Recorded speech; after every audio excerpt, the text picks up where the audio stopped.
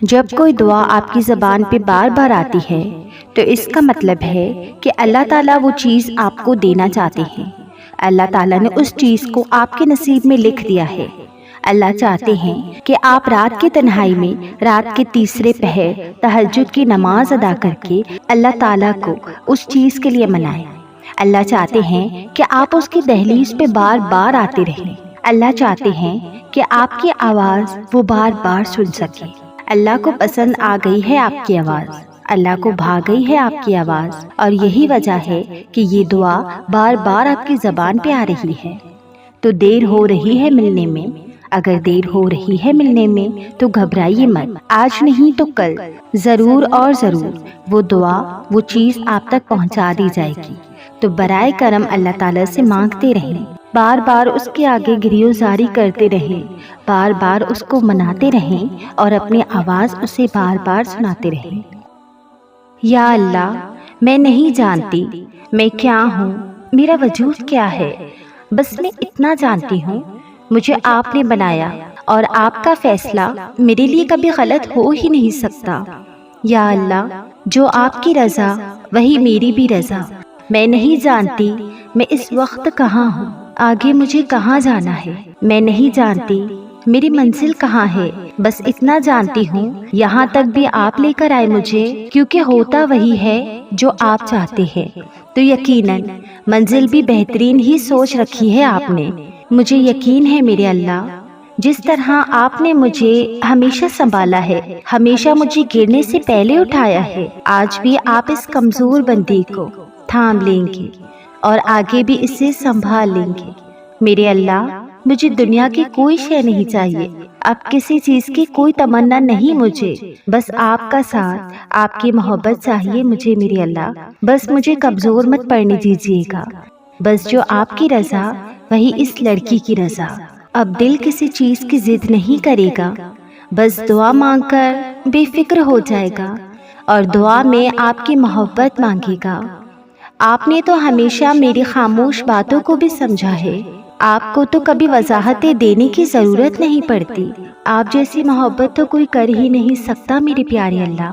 جب کوئی مجھے سننے والا نہیں تھا تب آپ سنتے تھے مجھے، جب کوئی مجھے سمجھنے والا نہیں تھا تب آپ سمجھتے تھے مجھے، جب کوئی میرا ساتھ دینے والا نہیں ہوتا تب آپ ساتھ ہوتے ہیں میرے، جب سکون کی تلاش میں نکلتی ہوں تب سکون آپ کے الفاظ دیتے ہیں مجھے، جب خود کو کمزور سمجھنے لگتی ہوں تب آپ تھام لیتے ہیں مجھے، جب ذرا گرنے لگتی ہوں تو آپ اٹھا لیتے ہیں مجھے، جب کبھی بکھرنے لگتی ہوں تو آپ سمیٹ لیتے ہیں مجھے، جب میں خود کو اکیلا محسوس کرتی ہوں صرف آپ ساتھ ہوتے ہیں میرے پیارے اللہ۔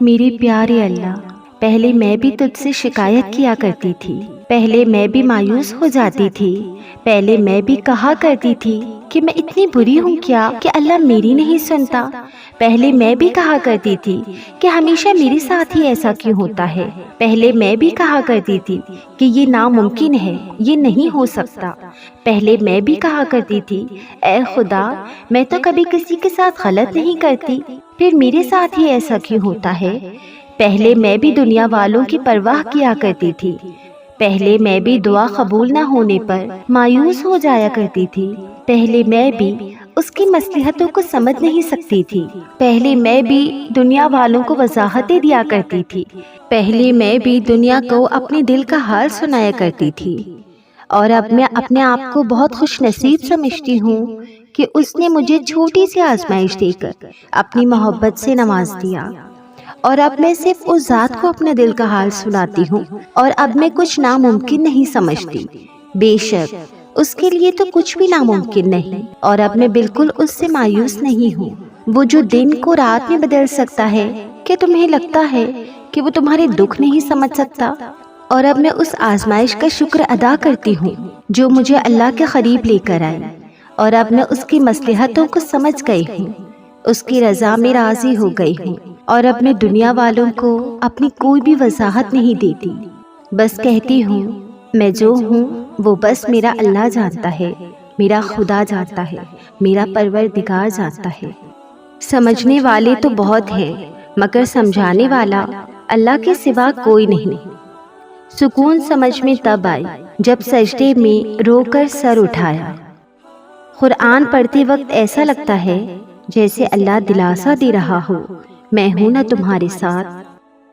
جب اللہ نے کچھ تمہارے دل میں ڈالا ہے تو یقین رکھو نصیب میں بھی وہی لکھے گا۔ تم پر آنے والی پریشانی اور آزمائش اس بات کی دلیل ہے کہ تم پر اللہ کی رحمت برس رہی ہے۔ یہ ممکن ہی نہیں کہ کوئی مجھے گرا دے، کیونکہ مجھے مشکلوں سے تھامنے والا میرا رب سنبھالتا ہے۔ اللہ سے مانگ کر نہیں روتے، اللہ سے مانگ کر نہیں روتے، بلکہ اللہ سے تو رو کر مانگا کرتے ہیں۔ خدا کا شکر ہے کہ وہ مجھے روزانہ مضبوط بناتا ہے۔ اللہ کو بہت پسند ہے جب تم لوگوں سے نہیں رب سے مانگتے ہو۔ جو قرآن سے محبت کرتا ہے اللہ ان سے محبت کرتا ہے۔ زندگی اور حسین چاہتے ہو تو نماز کے پابند ہو جاؤ۔ جب اللہ سے محبت ہو جاتی ہے تو ساری شکایتیں خود بخود ہی ختم ہو جاتی ہیں۔ کامیاب زندگی کے بس دو ہی راز ہیں، ایک نماز پڑھنا، دوسرا قرآن پاک کی تلاوت کرنا۔ محبت کرنی ہے تو اس خدا سے کرو جس کے پاس بے وفا جیسا کوئی الفاظ نہیں۔ درد اللہ سے بانٹ لو تو روح کو بھی سکون مل جاتا ہے۔ حالات کوئی بھی ہو، شکر ہمیشہ شکوہ سے بہتر ہے۔ ہوتا وہی ہے جو اللہ چاہتا ہے، لوگوں کی کوئی اوقات نہیں کہ وہ آپ کا کچھ بگاڑ سکے۔ اللہ تعالیٰ سے دل سے مانگو، وہ تو ان کی بھی سن لیتا ہے جن کی زبان نہیں ہوتی۔ ٹوٹ جانے کے بعد جب میں اللہ کی طرف پلٹی، اس نے تب بھی مجھے تھامنے سے انکار نہیں کیا۔ اللہ فرماتا ہے کہ میں اتنا قریب ہوں کہ جب کوئی مجھے پکارتا ہے تو میں اس کی پکار سنتا ہوں۔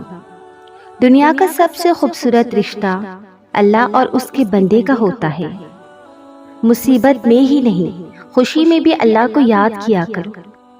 اللہ پاک تمہاری کمزوریوں اور تمہارے عیبوں سے خوب واقف ہے، مگر وہ پھر بھی پردہ رکھے ہوئے ہے، کسی پر عیاں نہیں کرتا۔ اگر وہ بھی تمہیں تمہاری غلطیوں اور عیبوں کو دیکھ کر ثواب اور گناہ کا فیصلہ کرنے لگے تو جہنم میں جگہ کم پڑ جائے، مگر وہ معاف کر دیتا ہے۔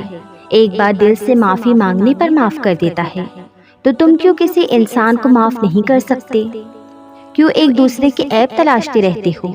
کیوں ایک دوسرے کی دل آزاری کرتے ہو؟ کیوں کسی کی ذرا سی بری بات دیکھ کر اسے اپنے حساب سے جج کرنے لگتے ہو؟ یہ ایسا ہوگا، یہ ویسا ہوگا، اس کے ساتھ یہ مسئلہ ہوگا، یہ اتنا چپ کیوں رہتا ہے، یہ اتنا بولتا کیوں ہے؟ پلیز ان سب باتوں کو چھوڑ کر انسان کے دل پڑھنا سیکھیں۔ کوئی کیسے زندگی جی رہا ہے آپ کو نہیں معلوم۔ آپ کی ذرا سی تسلی یا ایک تکلیف دہ جملہ کسی کو جینے کی ایک نئی امید یا اور زیادہ اذیت دے سکتا ہے۔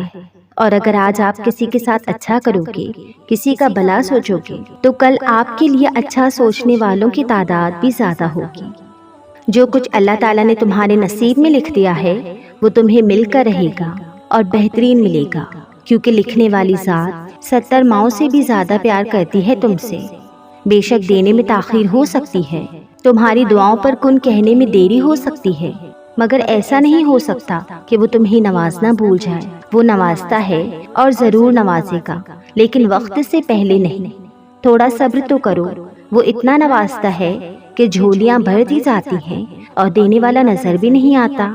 آج نہیں تو کل، ابھی نہیں تو کبھی، جلد نہیں تو دیر سے ہی صحیح، اس پل نہیں تو اگلے لمحے، مگر جو چیز تمہاری قسمت میں لکھ دی گئی ہے وہ تم سے دور نہیں جائے گی، اسے کوئی تم سے چھین نہیں سکتا، کوئی تمہیں اس سے الگ نہیں کر سکتا۔